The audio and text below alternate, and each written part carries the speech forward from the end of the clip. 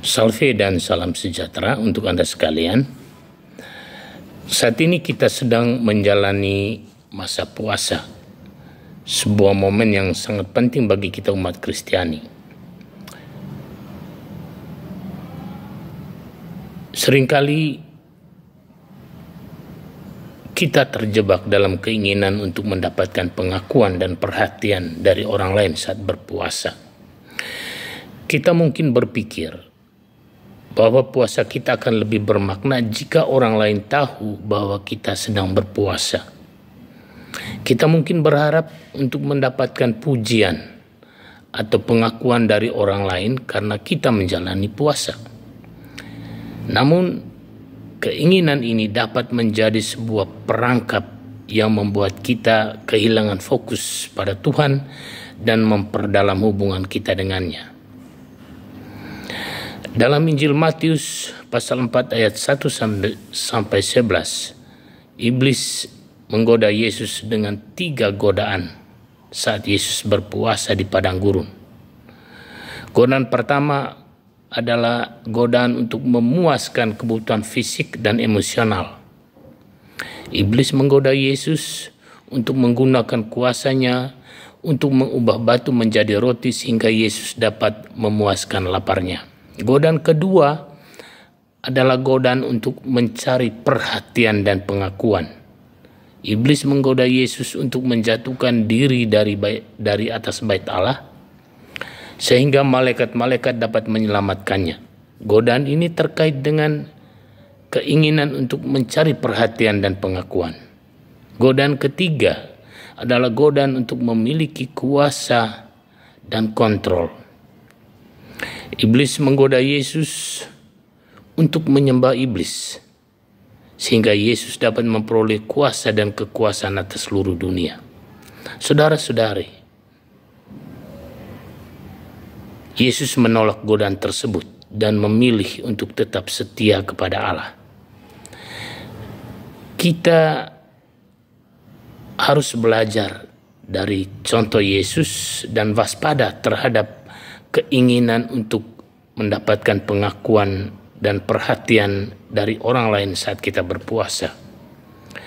Tuhan Yesus mengajarkan tentang puasa sejati. Dalam Injil Matius pasal 6 ayat 16 sampai 18, Tuhan mengajarkan, ketika kamu berpuasa, janganlah kamu murung muka seperti orang munafik.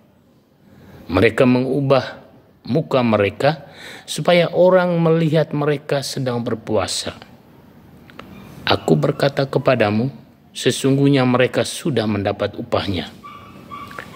Tetapi apabila engkau berpuasa, minyakilah kepalamu dan cucilah mukamu, supaya jangan nampak bagi orang-orang bahwa engkau sedang berpuasa, melainkan hanya kepada Bapamu yang ada di tempat tersembunyi. Maka Bapamu yang melihat yang tersembunyi akan membalasnya kepadamu. Saudara sekalian, di sini Yesus mengajarkan bahwa puasa sejati bukanlah tentang menunjukkan kepada orang lain bahwa kita sedang berpuasa, melainkan tentang memfokuskan diri pada Tuhan dan melakukan puasa dengan tulus dan bukan untuk dihormati orang. Tuhan mengingatkan agar kita jangan menjadi munafik dalam berpuasa. Mengapa kita tidak boleh munafik? Ada beberapa alasan mengapa sifat kemunafikan dapat mengurangi makna puasa.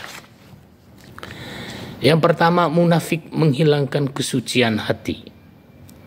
Kemunafikan dapat menghilangkan kesucian niat berpuasa, sehingga puasa tidak lagi dilakukan untuk memperdalam hubungan dengan Tuhan, melainkan untuk memuaskan keinginan pribadi atau untuk menunjukkan kesalehan. Yang kedua, munafik mengurangi ketulusan. Kemunafikan dapat mengurangi ketulusan dalam berpuasa, sehingga puasa tidak lagi dilakukan dengan tulus dan tidak hura-hura atau menampakkan bentuknya. Yang ketiga, munafik menghancurkan integritas. Kemunafikan dapat menghancurkan integritas seseorang sehingga mereka tidak lagi dapat dipercaya dan dihormati. Ada beberapa contoh kemunafikan dalam berpuasa yang sering kita lihat. Pertama, berpuasa hanya untuk menunjukkan kesalehan. Seseorang berpuasa hanya untuk menunjukkan kesalehan atau kebaikan kepada orang lain, bukan karena mereka benar-benar ingin memperdalam hubungan dengan Tuhan. Contoh lain, mengumumkan puasa secara terbuka untuk mendapatkan pujian. Seseorang mengumumkan puasa secara terbuka di media sosial atau berteriak-teriak di depan orang lain untuk mendapatkan pujian atau perhatian dan penghormatan. Itu contoh munafik. Contoh lain dari kemunafikan dalam berpuasa, menggunakan puasa sebagai alasan untuk tidak melakukan sesuatu.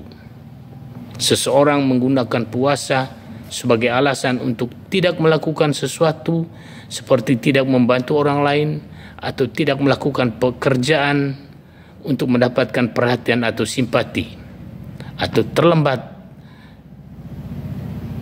terlambat memulai pekerjaan, mengulur-ulur waktu. Yang keempat, contoh yang lain, berpuasa hanya untuk memuaskan ego dan keinginan pribadi.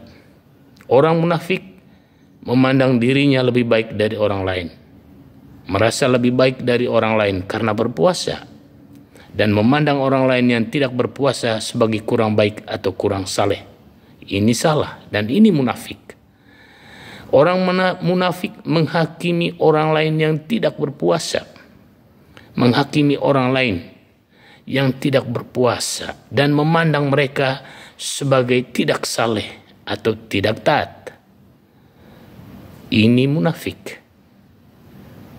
Dengan demikian, saudara-saudara, kemunafikan dapat mengurangi makna puasa dan menghancurkan integritas seseorang.